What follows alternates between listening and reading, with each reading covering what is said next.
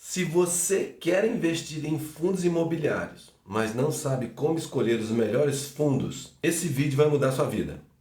Vou te mostrar o método B3 FOFAI, que é uma metodologia completa que analisa balanço, 3 pilares, a matriz SWOT ou FOFA, adaptada especialmente para fundos imobiliários. Olá, sou Marcelo Schissel e você está no canal Agora Você Aprende a Investir, Agora Vai. Esse canal se dedica a apresentar métodos e materiais que te ajudarão a se tornar um investidor melhor e mais consciente. Se não me conhece, veja o vídeo antes, porque tenho certeza que vai me deixar um like e se inscrever no canal.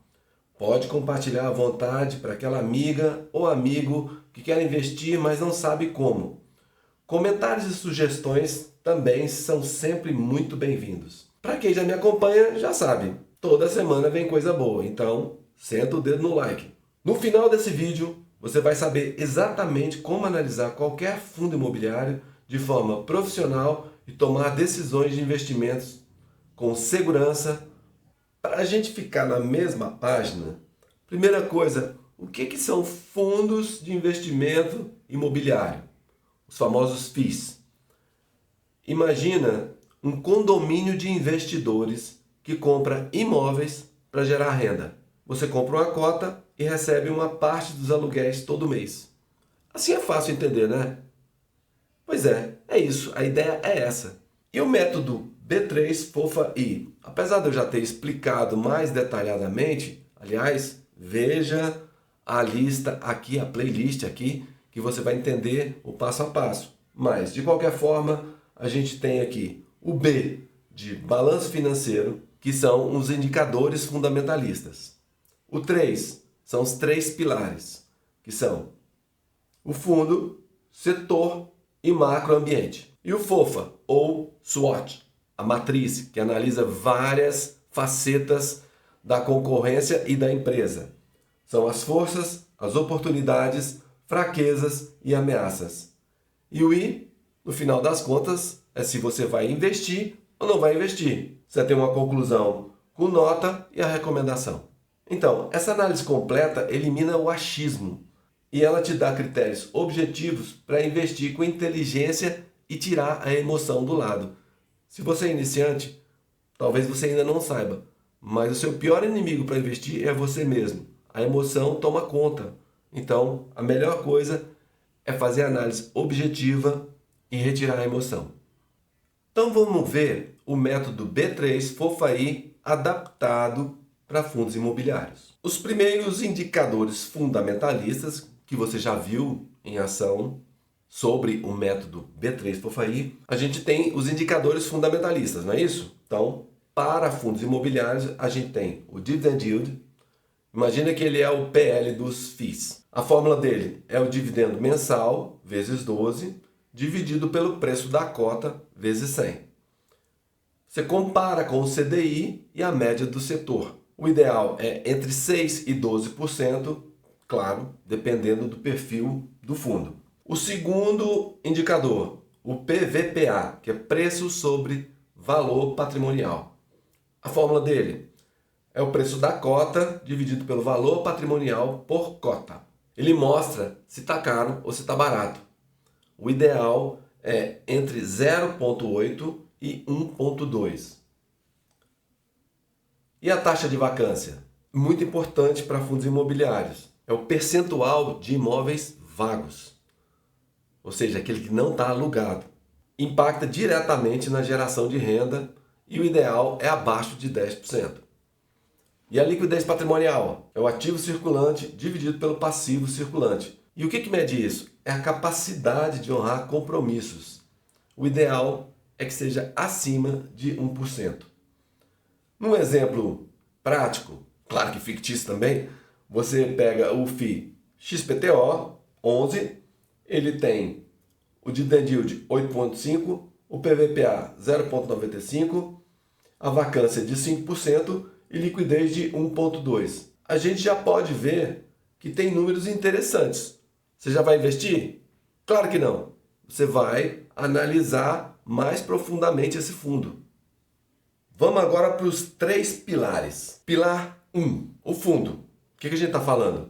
O modelo de negócio. É muito importante você entender aonde você está colocando seu dinheiro. Então, o tipo.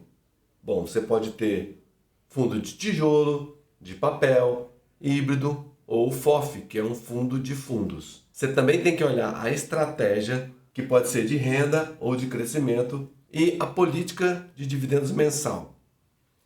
E o segmento, ou foco dele, né? Ele pode ser logístico, corporativo, shopping e muito mais. Vantagens competitivas. É importantíssimo a gente analisar isso.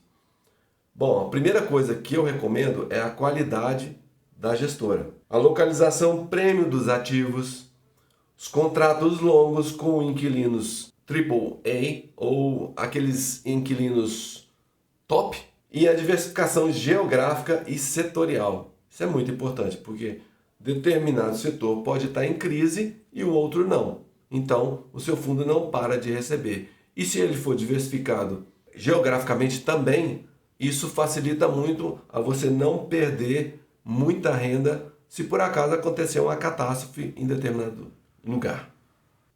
O pilar 2, o que a gente avalia agora? O setor. Como é que o fundo está inserido diante da concorrência? Você vê o posicionamento versus os concorrentes. Você vê como é que está ele no ranking do segmento. Ele está entre os top 10 ou top 20? Vale a pena perder um tempinho procurando isso. A comparação do dividend yield com os pares. Ele paga mais, paga menos, paga na média do mercado. Como é que é isso? A qualidade dos ativos versus o mercado. Os ativos que esse fundo possui, eles são do tipo premium? Como é que ele está em relação à concorrência dele? Outra coisa, a eficiência operacional. Você avalia a gestora do fundo. Dá uma olhadinha na taxa de administração. Isso é muito importante. Tendência do segmento. Você dá uma olhadinha no crescimento do e-commerce. Ele afeta diretamente os fundos de logística. Volta ao escritório pós-pandemia. Atinge o corporativo. Alguém deve estar pensando aqui, pô, mas está falando de pandemia ainda? Tem muita gente ainda trabalhando em home office. Aos poucos a gente vai voltando e isso impacta os fundos. A recuperação do varejo. Isso é muito importante para os fundos de shopping. E o boom do mercado imobiliário, esse impacta diretamente os fundos imobiliários. Tem que estar de olho como é que está o mercado de fundo imobiliário. O pilar 3, aí a gente está falando de macroambiente, que é o cenário econômico e o ambiente regulatório. Impactam diretamente os fundos imobiliários. Bom, no cenário econômico, a gente tem a taxa Selic e como é que ela impacta nos fundos imobiliários. É importante entender essa relação taxa Selic e fundos imobiliários. Em especial, fundos de tijolos e fundos de papéis. Eles se comportam diferente em relação à taxa Selic. Outro ponto importante, inflação e reajustes de aluguéis. Claro, se reajusta o aluguel, entra mais dinheiro no seu bolso. O PIB e a demanda por espaço. Quando o PIB está crescendo, significa que tem mais procura. Então, a tendência é melhorar o seu rendimento. E a taxa de câmbio? A taxa de câmbio aí é para quem investe em REITs, que são os fundos imobiliários, a grosso modo falando, do mercado estadunidense. Indo para o ambiente regulatório, coisas que a gente deve observar. Isso está sendo muito falado agora. Por exemplo, a mudança na tributação. Vai ter tributação ou não? Hoje, os fundos imobiliários são isentos, né? Novas regras da CVM, toda vez que muda, pode ter algum impacto. A lei do marco do saneamento e as políticas habitacionais. Isso também influencia diretamente no mercado imobiliário e nós estamos falando de fundos imobiliários. Então, ficar de olho sempre nisso. Bom, a gente já viu o B3, então é agora do FOFA, que é a nossa matriz FOFA ou matriz SWOT, que a gente vê as forças, que são os pontos fortes internos da empresa, no nosso caso, do fundo. É bom olhar se a gestora é experiente e ela tem nome no mercado. Localização dos ativos. São bem localizados? A localização é prime? Interessa bastante isso para a gente. Se a taxa de administração é baixa, outra coisa interessantíssima, principalmente para quem investe em fundos imobiliários, está buscando renda passiva, né? O histórico de dividendos pagos é consistente. E a outra coisa é a diversificação adequada da carteira. Se você tem uma carteira de fundos, você deveria investir em setores distintos para não ficar exposto ao risco e ao benefício, né, de um setor só. As oportunidades. Agora a gente está falando de fatores externos positivos. A gente tem o crescimento do segmento logístico, expansão para as novas regiões, aquisições de ativos com desconto, melhoria do cenário econômico, demanda reprimida pós-pandemia.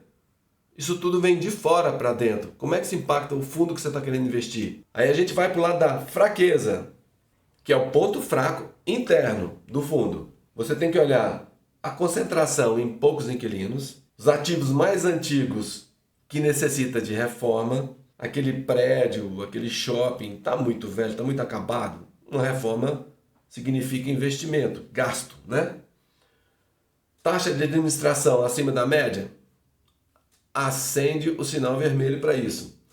Gestão pouco transparente? Também não é nem um pouco interessante. É a baixa liquidez das cotas do mercado. Caso você queira sair rapidamente, você vai ter dificuldade se tiver baixa liquidez. E por fim, a gente tem as ameaças da nossa matriz fofa, que são os riscos externos. Como é que isso vem de fora para dentro? Bom, recessão econômica reduz a demanda. Aumento da taxa Selic é bom para um, ruim para o outro. Lembra dos papéis e tijolos? Você tem que dar uma olhadinha como é que funciona isso, essa relação. Tem novos concorrentes entrando no segmento? Tem que ficar de olho também. Mudanças regulatórias desfavoráveis, como a gente está vendo agora, esse bate-cabeça aí de vai ter tributação ou não vai? Como é que vai ficar? E se o ativo ele ficou obsoleto. Às vezes vai ficando muito antigo, você precisa dar uma repaginada nisso e essa repaginada significa gasto. O que você vai olhar efetivamente no caso da matriz fofa?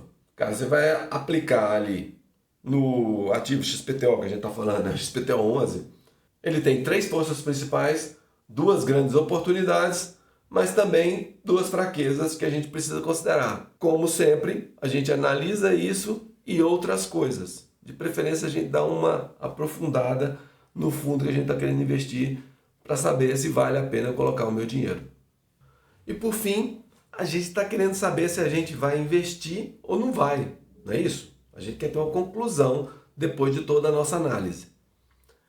Então, a gente vai estabelecer um sistema de pontuação. A gente olha o balanço financeiro e aí a gente mensura um valor, um X, em relação a 5 pontos. Deu 1, 2, 3, 4, 5. A gente vai avaliar isso conforme for, cada caso. Nos 3 pilares, a gente também avalia o X sobre os 5 pontos. A matriz fofa, a gente também avalia um X em 5 pontos. E a nota final vai ser a média disso, que vai ser esse X em 5 pontos. E como é que seria a interpretação dessas notas, né? Bom, eu estabeleci no método B3 Fofaí que o 5 é uma excelente oportunidade. A gente compra forte. 4 é uma boa oportunidade. Compra também. O neutro, se eu tiver, eu não faço nada. Eu fico com o fundo. E se eu não tiver, eu não entro. Eu espero um momento melhor para decidir.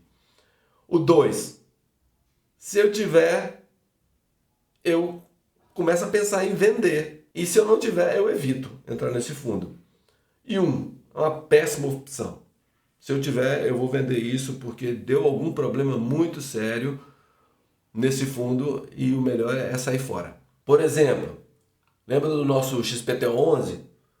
Vamos supor que no balanço eu tive 4 em 5, ou seja, eu tenho lá um dividend yield atrativo, um PVPA bom e uma baixa vacância.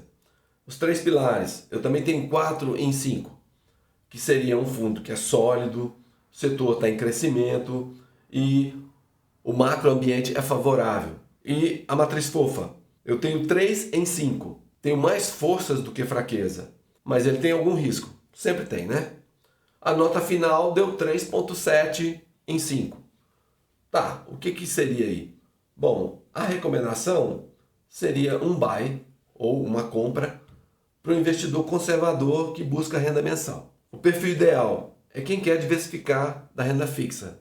E o peso sugerido seria até 5% da carteira para iniciantes. Bom, e se eu não gostar do XPTO 11, beleza? Aí eu vou procurar oportunidades que não seja esse fundo, sei lá, o ABCD 11, o EFGH 11 e assim por diante. Quer dar uma comparadinha rápida? Começa com o DY e o PVPA. Não significa que você vai optar por um outro fundo por conta desses dois indicadores. Significa que, se eles estiverem muito positivos, vale a pena você dar uma investigada. Bom, quero deixar também aqui para você ferramentas grátis. Elas estão aí disponíveis para você analisar. Você tem um site muito interessante, o Funds Explorer. Você tem o Status Invest, que tem a seção de FIIs, que também está aí de graça para você analisar. Você tem os relatórios mensais no site da gestora do seu fundo. Enfim, você tem muito material para analisar bem um fundo depois que você passar pelo método B3 FOFAI. Ele é um indicativo, lembre-se que você está trabalhando com inteligência artificial. Ela não tem emoção nenhuma e às vezes ela joga a gente em ciladas. Então é bom ficar ligado nisso. Sempre tenha essa indicação e procure outras fontes de análise. Outra coisa que eu sugiro é que você sempre analise pelo menos 3 fundos imobiliários no mesmo segmento antes de se decidir investir em determinado fundo. A comparação é fundamental. Deixe aí nos comentários qual FII você quer que eu analise. Bom, se o método foi útil, você já deixa um like para mim, se inscreve, ativa no sininho para não perder as análises, compartilha com quem está começando em FIIs. E lembre-se, aqui não é uma recomendação de investimentos, é apenas uma metodologia de análise. Sempre faça a sua própria e considere seu perfil de risco. Muito obrigado por ter ficado comigo até agora. Eu fico por aqui. Bons investimentos. Um abraço.